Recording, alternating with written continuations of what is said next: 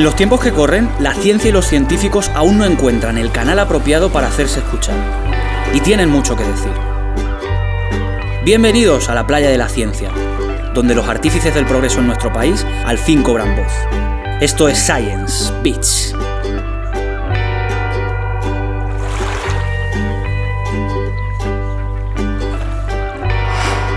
Bueno, volvemos a la playa de la ciencia. Hoy nos acompaña José Luis Soto Vázquez. ¿Qué tal, José Luis? Muy bien, buenas, Diego.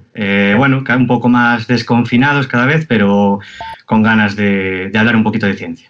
Vas desescalando y vamos a tener una charla interesante, ya que José Luis es investigador en el grupo de filogenómica de la Universidad de Vigo. Sí. Es además creador del perfil de Instagram de divulgación científica El Pinzón de Darwin, que has creado recientemente, pero que ya va como un tiro.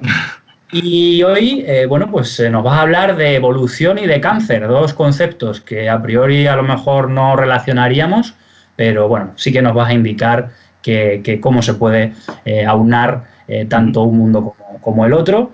Y yo quería preguntarte, para que te conozcamos mejor, pues sabemos que ahora mismo ya estás investigando en la Universidad de Vigo, que estás realizando tu doctorado. Pues la pregunta sería, ¿cómo has llegado a este punto? ¿Qué pasitos has ido dando para conseguir algo que no todos logran, que es tener esos estudios de doctorado remunerados y en un grupo tan importante como es el tuyo? Vale, pues de forma muy resumida, realicé la carrera de biología, el grado en biología en Santiago de Compostela. Luego ya hice el máster de investigación biomédica en Santiago también y además quise hacer por si acaso, porque también me gusta mucho la vía de la docencia, el máster de docencia para un futuro. De todos modos, siempre tuve claro que quería iniciar la carrera investigadora y uno de los temas más importantes en mi vida y que más curiosidad me generaba era el cáncer, qué era el cáncer y cuáles eran las mejores estrategias o cuál es la mejor estrategia para intentar combatirlo, intentar tratarlo. Entonces, ya desde el inicio de la carrera, incluso ya desde la educación obligatoria, siempre tuve pues esa curiosidad por saber qué era el cáncer y sobre todo cómo era capaz de escapar mediante mecanismos moleculares y genéticos de todas las estrategias que intentamos descubrir e intentamos aplicar para combatirlo. Y nada, después de todos estos estudios, pues, y antes de realizar la tesis, siempre tuve claro que quería empezar en este tema, en cáncer, y en las condiciones que de algún modo asegurasen pues una vida digna como investigador. Y por coincidencias, antes de empezar el doctorado, estuve trabajando en el CSIC en Santiago en un tema totalmente distinto, tiene que ver con cepas bacterianas en suelos contaminados. Y mientras tanto iba buscando un poco qué oportunidades había para poder empezar un doctorado. Y por coincidencias de la vida, pues surgió esta oportunidad en el grupo de filogenómica y la verdad es que fue uno de los temas que más me interesó porque de algún modo, al empezar a leer la bibliografía sobre evolución y cáncer, fui un poco ligando el cómo el cáncer iba escapando, más o menos, por su naturaleza o por su definición propia, de todas estas estrategias que estamos intentando utilizar. Y por qué es tan difícil al final, o por qué existe tanta dificultad a la hora de tratar pues, diferentes tipos de tumores, otros igual no. Y por qué existen, pues, por ejemplo, problemas como recaídas, etc. Y bueno, finalmente, pues, por coincidencias me salió el contrato de formación, las antiguas FPI, y nada, aquí estoy en fase media final de la tesis, ya empezando a escribir cosillas y bueno, esperemos que termine ya en un año más o menos. Estupendo. Pues, ¿te parece si nos hablas un poco de tu tesis, en qué se centra un poco tu investigación? Además nos has traído material gráfico que creo que podemos utilizar para, pues es un tema complejo, ¿no? O sea, a todos nos llama la atención, pero es un tema complejo y creo que las imágenes nos pueden ayudar un poco. Así que si quieres acercarnos a ese mundo tan interesante al que dedicas tu investigación, pues nosotros somos todo ojos y oídos. Perfecto. Sí, la verdad es un poco complejo, pero bueno, intenté más o menos realizar una serie de imágenes para que entre todos intentemos entender un poco qué es esto de aplicar teorías evolutivas en cáncer y qué es esto del cáncer. Y bueno, así a modo de juego, pues desarrollé una serie de imágenes, como un examen que tengo pensado hacerte y bueno, hacer a todo el público que vea el vídeo. Entonces, la gente en casa ya tiene aquí entretenimiento y un desafío por delante. Bien. Exactamente. Entonces, partimos de un supuesto, que es un tumor como un conjunto de células. Entonces, tenemos este conjunto de células y, en principio, bueno, podrás ver en la imagen que estas células no tienen ningún color. Es una gráfica muy simple. Y simplemente te pido, y pido al público en general, que pintéis este conjunto de células, este tumor, porque está muy soso, entonces quiero que le deis color en base a cómo creéis que es un tumor. Entonces, así primeramente os pongo dos opciones. Una es un tumor pintado de un solo color y otra con varios colores. Entonces, te pregunto a ti primero y bueno, y al resto del público, ¿cómo pintarías? ¿Qué opción elegirías que es la que para vosotros os define cómo es un tumor? Sin decir nada, simplemente. Bueno, claro, yo no sé si hacer spoiler o a lo mejor utilizar la información que ya tengo, pero que no tenía antes de hablar contigo. Pero sí, como se son las dos opciones, una con un solo color y diríamos que esas células que forman el tumor son del mismo tipo, o tenemos la otra opción que tendríamos diferentes colores. Yo he de decir que si la pregunta me la haces hace una semana, pues te habría dicho, la habría coloreado todo del mismo color. Vale. Bueno, realmente pueden existir las dos opciones, pero vamos a complicarlo un poquito más. Y en lugar de poner dos imágenes, voy a poner 4 opciones. Una sería un tumor completamente homogéneo en el color. Otra imagen sería pues, diferentes colores, pero con una cierta organización. Otra opción sería esa misma heterogeneidad en colores, pero con una desorganización un poco más grande. Y luego ya la cuarta opción sería el otro extremo. Cada célula tiene un color distinto. Entonces aquí quizás si ya sabías de alguna forma o podrías intuir que ahora mismo sabiendo un tumor puede ser heterogéneo, de estas 4 opciones, ¿cuál elegirías? Vale. Bueno, también eso, como has dicho, supongo que habrá casos en los que los tumores sean homogéneos y luego dentro de esa heterogeneidad habrá distintos grados más o menos, entonces no sé con cuál me quedaría. Sí que es verdad que a mi mente le resulta un poco complicado imaginarse algo tan heterogéneo como sería la imagen en el que cada una de las células es diferente.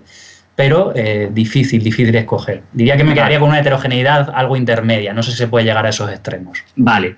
Entonces, a ver, se puede hablar de una tendencia, pero realmente cualquier caso puede ocurrir y tampoco tenemos un conocimiento tan exhaustivo como para poder definir cuál es la opción más correcta. Sin embargo, si nos ponemos exquisitos, cada célula, de forma natural, es distinta a otra.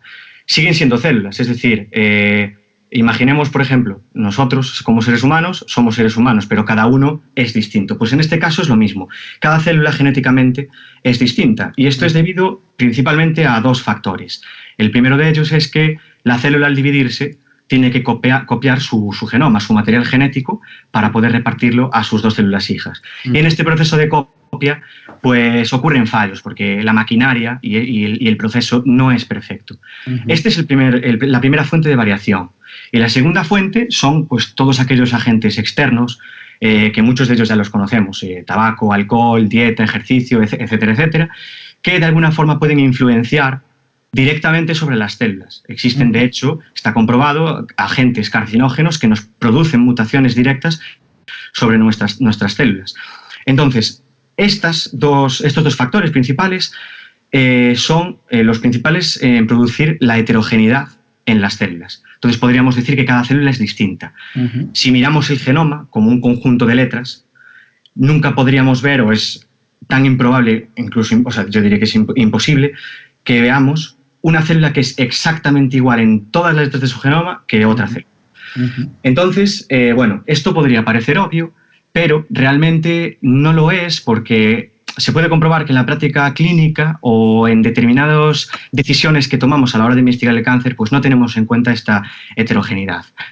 Y dividir las células, cada una, como un ente separado, genético, quizás no puede ser muy práctico a la hora, sobre todo, de idear un tratamiento para el cáncer. Entonces, lo que podemos hacer es, lo mismo que nosotros podemos clasificar los seres humanos, por ejemplo, en base a lo que sea, a la altura, al color del pelo, a lo que sea. Es decir, la clasificación nos facilita el estudio, nos facilita las cosas. Nosotros también podemos clasificar estas células de un tumor en base a las mutaciones que comparten. Sobre todo mutaciones en genes que son clave o que son muy importantes para el desarrollo de la célula. Entonces podríamos quizás clasificar una población de células que presenta una mutación en un gen de la división celular, otra población de células que presenta una mutación en un gen que tiene que ver con el envejecimiento celular, etcétera, etcétera. Entonces ahí ya podemos distinguir dentro de un tumor poblaciones celulares funcionales, y es lo que llamamos de hecho clones funcionales o clones. Y a partir de esta diferenciación, esto ya sí que nos puede facilitar mucho las cosas a la hora de idear estrategias y conocer un poco los puntos débiles de cada una de estas poblaciones celulares, pero siempre teniendo en cuenta que puede existir esta heterogeneidad genética. Y con esto quería un poco poner en relieve que la definición de heterogeneidad genética dentro del tumor, que se llama heterogeneidad intratumoral, es algo que de lo que se lleva hablando pues ya incluso desde hace unas décadas, desde los años 70.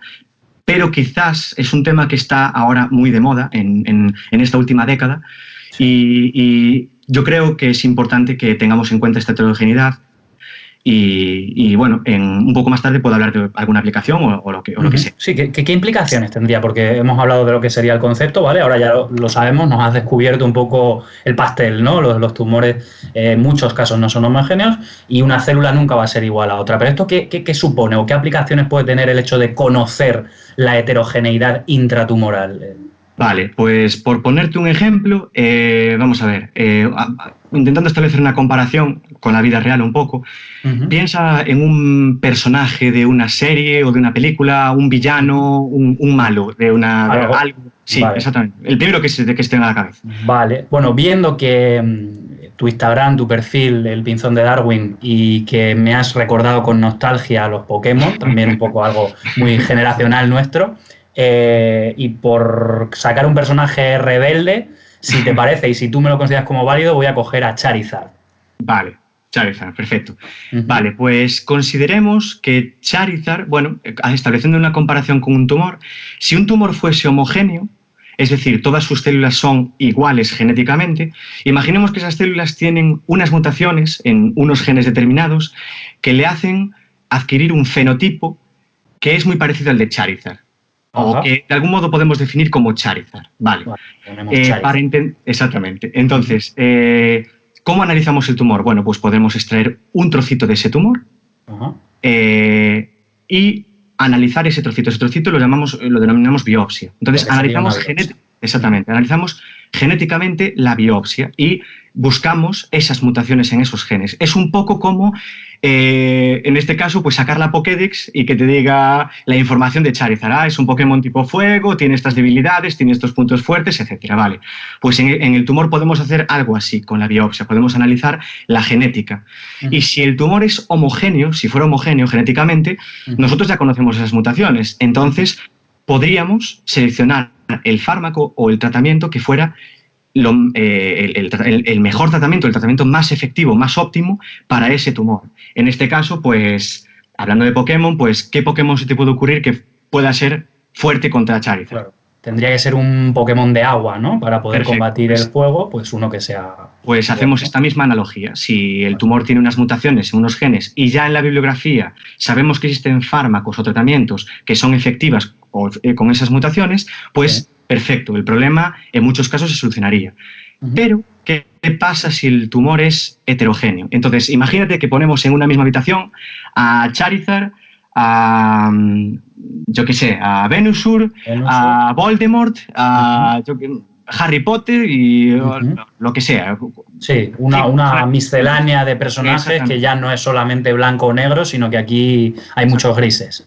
Entonces ya podéis pensar que de alguna forma la estrategia de utilizar a Blastoise podría ser efectiva pero no podría a lo mejor ser efectiva contra todo el tumor. Claro. Quizás podría ser efectivo contra una parte del tumor, pero el resto de las partes o no le afecta ese tratamiento o incluso puede ser resistente. Exactamente, ¿no? O sea que si le cae el agua al Venusur, por seguir un poco esta alegoría, ojito la que se puede preparar ahí, ¿no? Y de hecho, esto es muy importante porque, bueno, justo en la cuenta de Instagram hablo un poco de este tema, y es que el enfocar un poco la heterogeneidad intratumoral tiene unas implicaciones que pueden ser incluso serias, porque esto de la evolución, de intentar aplicar la evolución, intentar entender la heterogeneidad, puede explicar de alguna forma por qué existen recaídas en el proceso del cáncer. Esto de la recaída significa que, por ejemplo, un paciente se le descubre un cáncer, se le hace una biopsia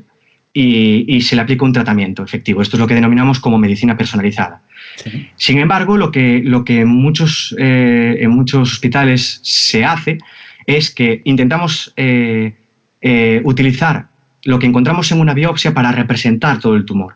Claro. Y si el tumor es heterogéneo, es posible que esa biopsia no sea capaz de representar toda la genética del tumor. Depende de lo que tú hayas cogido, eso es lo que tú estás viendo, pero ¿qué pasa con esa parte que tú no has sido capaz de extraer y por lo tanto de analizar? Desconoces lo que hay ahí, ¿no? Exactamente. Y muchas veces lo que estamos haciendo es aplicar tratamientos en base a un trocito, y esos tratamientos pueden ser efectivos para esa población que analizamos, pero pueden no ser efectivos o incluso pueden existir poblaciones celulares que sean resistentes a ese tratamiento. Entonces aquí lo que sucede es que quizás podamos matar o podamos de alguna forma dañar a esas células contra las que son efectivas, pero esas células resistentes a partir de ahí podrían tener recursos y podrían tener un espacio que antes no lo tenían, porque esos recursos y ese espacio estaban siendo ocupados por las células que antes vivían. Y entonces ahí ya tienen toda la oportunidad para crecer, dividirse y en algunos casos, cuando pensamos que la persona, con un tratamiento parece que el tumor remite, de repente, 2 meses después o un tiempo después, aparece un nuevo tumor en el mismo sitio, resulta que es mucho más agresivo y además no es efectivo contra el primer tratamiento que utilizamos, y el pronóstico es mucho peor. Y puede ser debido a este tipo de cosas, que no tengamos en cuenta que existe heterogeneidad. Y que han aprovechado esa vacante que ha quedado ahí, como que le hemos hecho un poco el trabajo a esas otras células que no habíamos visto y que son células malignas y que se aprovechan de esta situación. Pues sí, algo realmente asusta, pero conociendo más cosas se podrían solucionar todo este tipo de problemas, todas esas recaídas que nos comentan. Un punto positivo, salió un artículo hace unas semanas sobre un nuevo enfoque de tratamiento a raíz de la explicación de estas recaídas y de la problemática de utilizar solamente una biopsia o un solo tratamiento en un tumor con un grado de heterogeneidad. Y existen nuevos enfoques y nuevos tratamientos y resultados positivos siempre teniendo en cuenta esta heterogeneidad. Entonces lo importante es que tengamos en cuenta y que entendamos esta heterogeneidad y cómo surge. Y en el grupo en el que estoy y un poco la tesis que estoy realizando, trata un poco de descifrar esta heterogeneidad y un poco de aplicar teorías evolutivas para explicar cómo surge esta heterogeneidad. ¿Y cómo lo hacéis? ¿Cómo trabajáis? ¿Cómo es vuestro método de análisis o vuestras tecnologías que empleáis para ver realmente y conseguir todos estos datos que me estás comentando? Y también me interesa mucho saber eso, ¿cómo aunáis el concepto de evolución con el concepto de cáncer? No sé si nos puedes explicar.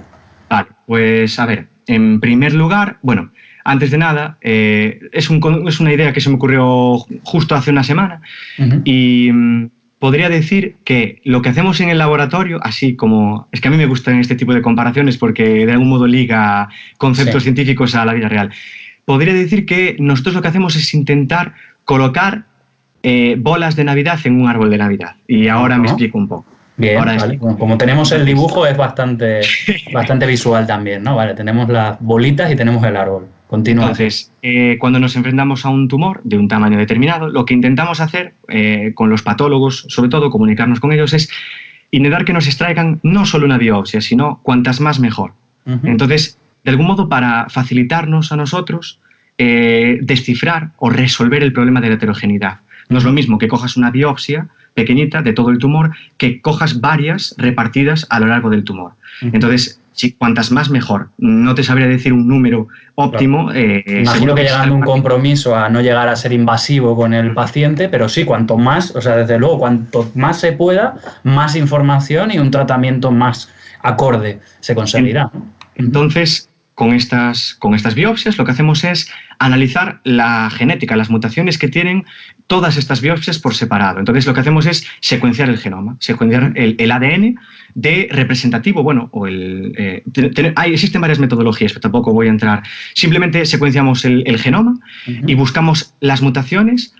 Y con esas mutaciones y con determinadas técnicas estadísticas y bioinformáticas, lo que hacemos es intentar ponerle color a ese tumor. Es decir, intentar ver qué poblaciones distintas hay de células en base a las mutaciones que comparten. Entonces puede haber tumores que tengan 5 colores, 4 colores, 1 color, como sea. Y una vez tenemos esos colores, cada una de esas bolas, que son las células, pues lo que hacemos es intentar poner esas bolas de colores en un árbol. Y este árbol es nada más y nada menos que un árbol filogenético, es un árbol de especies. Es el típico árbol de las especies, de la clasificación de las especies que podemos ver pues, en el origen de las especies de Darwin o si hablamos de evolución o si buscamos sobre evolución. Entonces, surgió hace pues, unos pocos años esta idea de que el cáncer es el resultado de la evolución a partir de una célula que por suerte o por desgracia fue adquiriendo mutaciones a lo largo de unos genes clave en el desarrollo de la célula, hasta que en un determinado momento esa célula pues, se transforma en una célula tumoral. Esa célula tumoral se va a dividir. Entonces, todas las mutaciones que comparte esa célula se van a heredar a las siguientes células.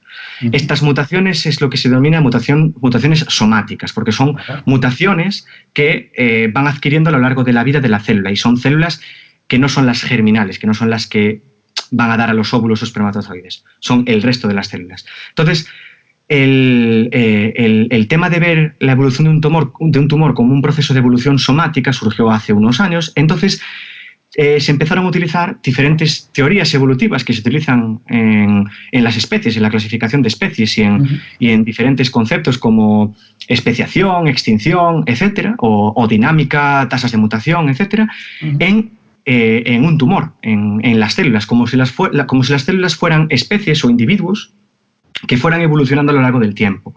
De forma que van surgiendo poblaciones que en un ambiente determinado pueden sobrevivir sobre otras o ser más fuertes que otras, este principio de selección natural.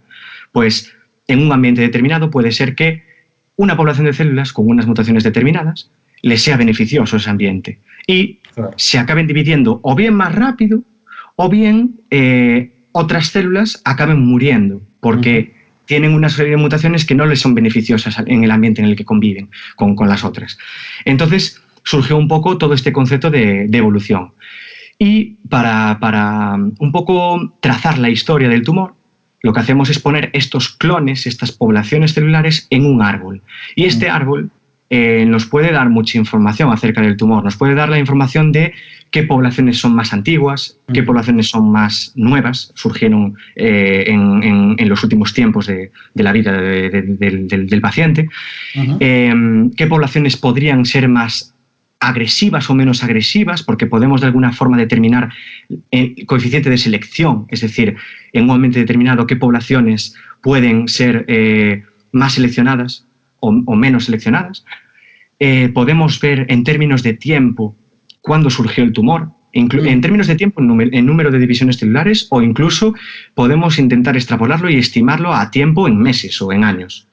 Entonces, todo este tipo de conceptos es, como ya puedes ver, es un poco investigación muy básica. Es intentar definir qué es el tumor dentro de un paciente y trazar la historia evolutiva. Entonces nosotros siempre trabajamos por paciente. Cada paciente tiene su historia evolutiva y intentamos, mediante el análisis genético y aplicación de técnicas bioinformáticas, trazar esa historia y buscar respuestas a preguntas, pues, cómo surgió el tumor, cuán heterogéneo es, qué poblaciones son más fuertes o más débiles en este caso, si existen poblaciones que conviven con otras y compiten con esas poblaciones o pueden ayudarse entre ellas. Bueno, incluso existen temas de ecología que se pueden aplicar a cáncer, como diversidad o bueno, ecosistemas dentro del cáncer, etcétera. Es desde luego impresionante y alucinante. Yo estoy disfrutando con todo esto que me cuentas. Quería hacerte una pregunta a lo mejor a tu modo de verlo, es decir, desde tu perspectiva.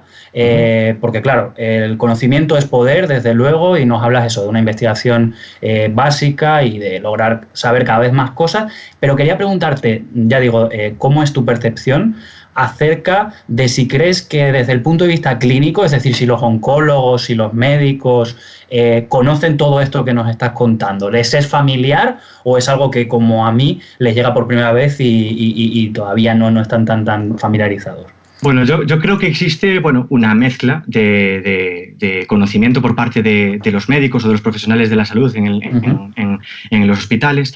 Y esto más o menos lo estoy viendo, sobre todo con la cuenta esta de divulgación, porque bueno, existen muchas personas que están en la medicina, en el mundo de la medicina, que pues me comentan mensajes del tipo, pues mira, esto no lo sabía, la verdad es que no desconocía pues este tipo, porque la definición de cáncer como conjunto de enfermedades es algo que ya tenemos bastante asumido, pero quizás nos centramos mucho en que los tumores son distintos entre pacientes, distintos pacientes, pero eso quizás no le damos esta subida de nivel de que dentro de un tumor también existe heterogeneidad. Exactamente, yo lo veo un poco así, claro, o sea, aquí, este paciente tiene este tumor, a mí no me líes con que este tumor ahora es diferente dentro de sí mismo, o sea, claro, me peta la cabeza ya, ¿no? Entonces, claro, por ejemplo, los patólogos que trabajan con nosotros, pues ya conocen la situación y ya intentan realizar el mayor número de biopsias posible. Pero está claro que, bueno, pueden ser varias razones, pero una razón muy importante es que muchas veces los patólogos no pueden, o los profesionales no pueden penetrar en el tumor, ¿no? Claro. Existen limitaciones técnicas, porque el hecho de extraer una biopsia es una técnica muy invasiva, o podría ser muy invasiva, o el tumor puede ser totalmente inaccesible. Claro. Entonces, si ya es difícil extraer una biopsia, pedirles que extraigan más, pues ya debe de ser mucho más difícil. Sí. Sin embargo, yo creo que el punto positivo sería que, de alguna forma, que la gente intentase tener en cuenta que existe esta heterogeneidad para de algún modo intentar penetrar esa idea de que intentando extraer el mayor número posible de biopsias y analizar el mayor número posible de biopsias podría ayudarnos mucho más a entender cómo es un tumor.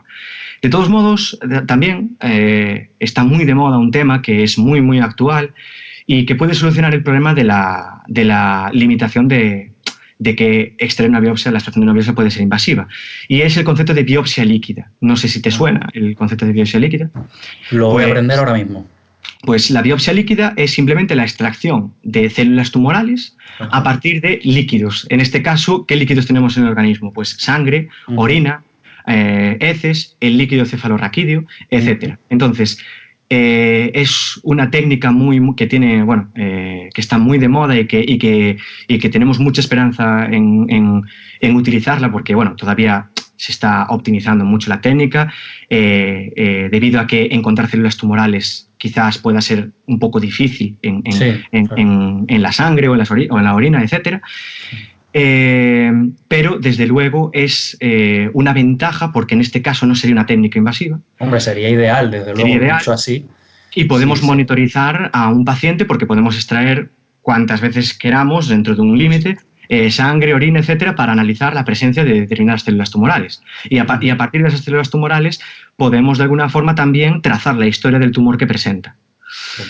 Entonces, y también analizar de alguna forma el tumor más precozmente. Si todavía no vemos el tumor y tenemos la sospecha de que puede existir alguna célula que está ya siendo anómala, podemos intentar extraer biopsia líquida, en este caso, para intentar identificar la presencia de células tumorales. Pues eso sería estupendo, desde luego. Si tiene la precisión y la sensibilidad suficiente para detectar esas células tumorales, pues una técnica nada invasiva y que además se puede repetir, como dices, a lo largo del tiempo, y para la monitorización y para el diagnóstico temprano sería realmente interesante.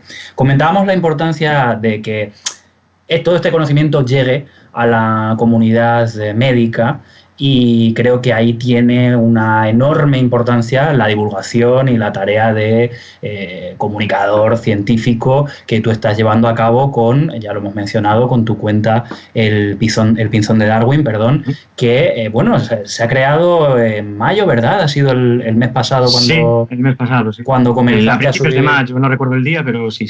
Los primeros posts y, bueno, lo hemos comentado, la acogida ha sido, bueno, pues muy multitudinaria, como dices, muchos comentarios, muchas personas interesadas de distintos ámbitos, y quería también que pues le contases a los suscriptores de La Playa en qué consiste. Hemos visto algunas imágenes ya, pero si quieres acercarnos también al Pinzón de Darwin, seguro que los suscriptores lo van a agradecer. Bueno, la verdad es que lo de es muy positivo la acogida que está teniendo la cuenta, y la verdad es que no soy muy fan de las redes sociales en general, no sé aún cómo se llevan, pero bueno, sí que toda esta idea de crear esta cuenta surgió sobre todo en los últimos momentos del doctorado, y es que a lo largo del tiempo y de cómo he ido trabajando en el laboratorio, pues me he dado cuenta de que quizás los investigadores pues nos centramos mucho en focalizamos la mayor parte de nuestro trabajo en responder preguntas y en difundirlas pues en el sistema en el que vivimos, es decir, en revistas de investigación, publicarlas a través de artículos, etcétera, etcétera. Que es lo que debemos hacer, al fin y al cabo. Sí. Debemos responder las preguntas que nos hagamos e intentar difundirlas. Pero quizás este método de difusión pueda no ser accesible para el resto de la gente, y sobre todo el resto de las personas que no tienen nada que ver con la investigación, que son simplemente curiosos, pero que no trabajan en ello. Y quizás sí que puede existir una brecha entre las personas que investigamos y difundimos los conocimientos en nuestro sistema y este resto de la gente. Y puede ser que esta brecha pues habrá problemas pues como que la ciencia pueda ser algo demasiado elitista o para un mundo determinado, y a lo mejor puede ocasionar problemas de que los contenidos científicos y los descubrimientos científicos no lleguen a toda la población, y por tanto muchas de las tomas de decisiones a nivel político o a nivel de la sociedad pues no se hagan de la forma más adecuada, o simplemente porque no tenemos en cuenta estos nuevos hallazgos, estos nuevos descubrimientos. Y a partir de ahí pues surgió, y un poco también porque, bueno, por consejos de amigos y de familiares, porque bueno, a mí también me gusta mucho la docencia, y surgió la idea un poco de intentar contar sobre todo a los jóvenes, para concienciar un poco sobre esta enfermedad, pero en general a toda la población.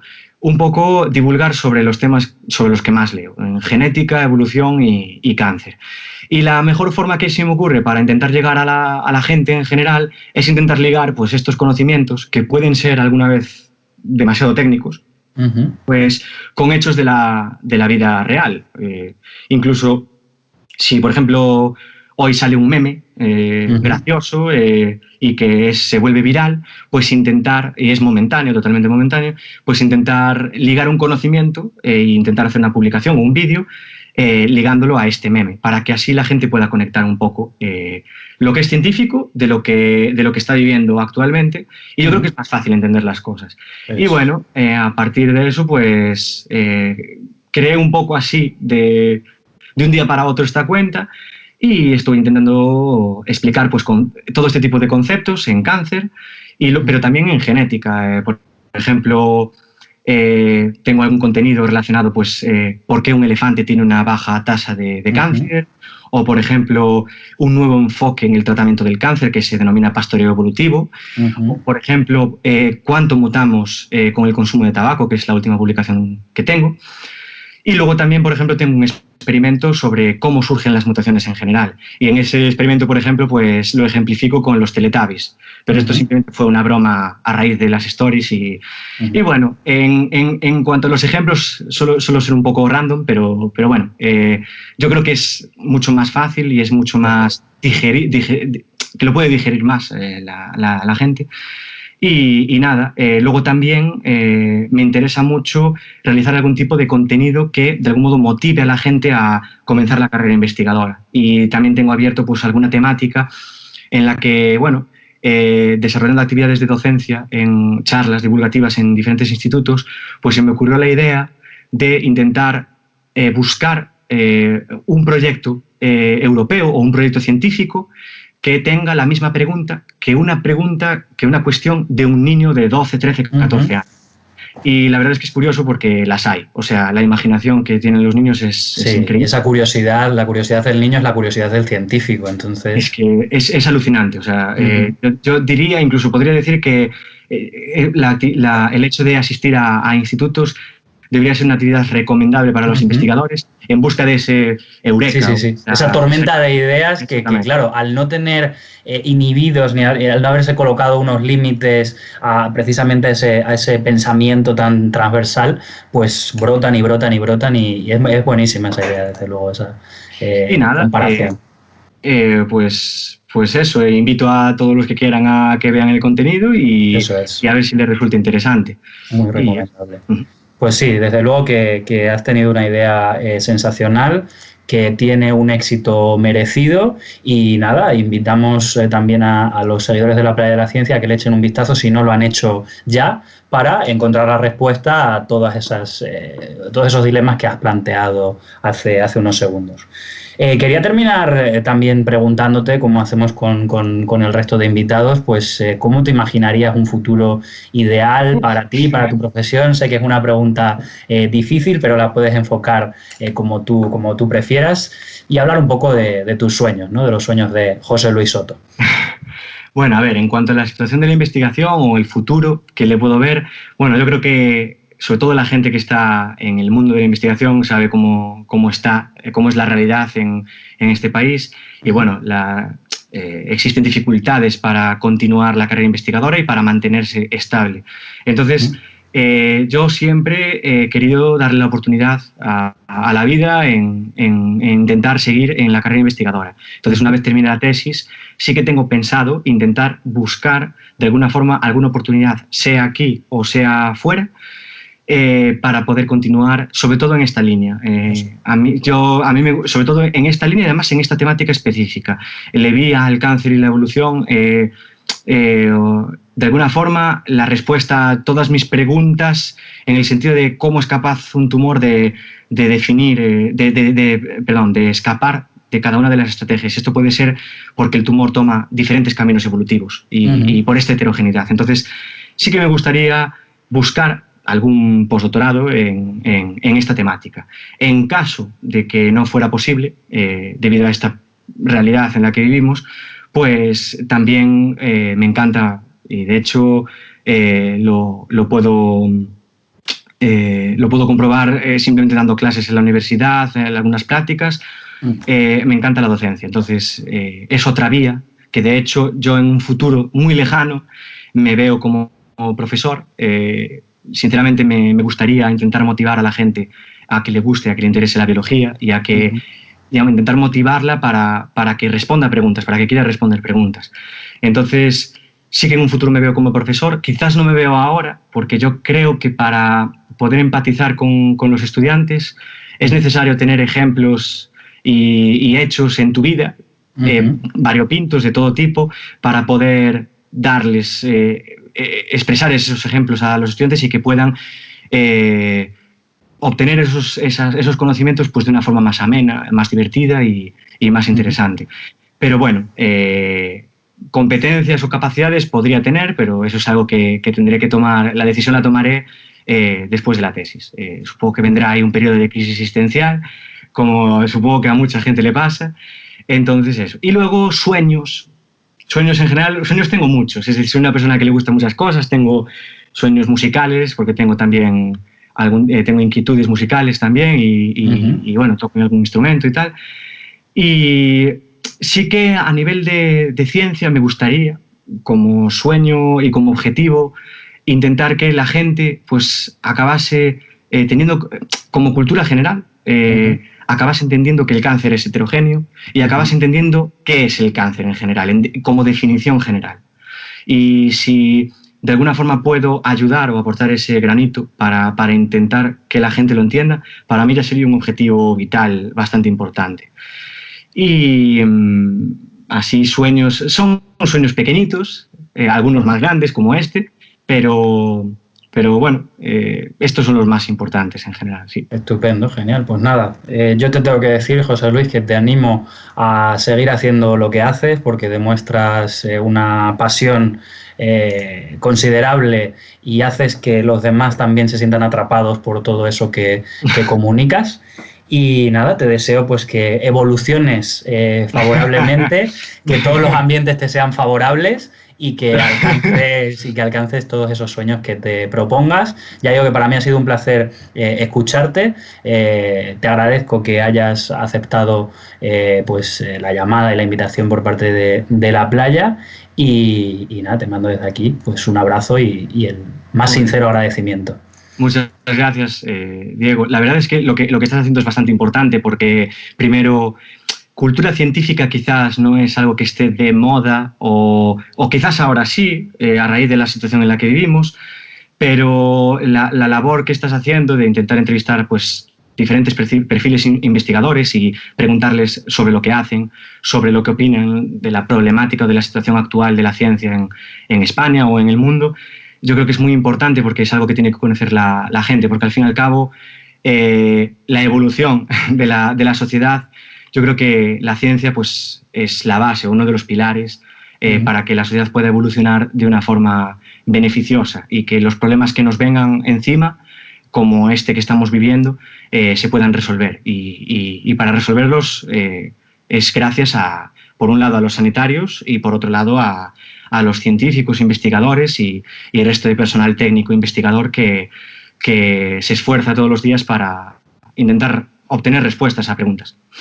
Así que bueno, muchas gracias por invitarme y nada, cuando quieras hablar de otro tema, pues estaré encantado de volver. Pues así quedamos y lo dicho, muchísimas gracias José Luis Soto por haber estado con nosotros. Nos vemos a la próxima y un saludo.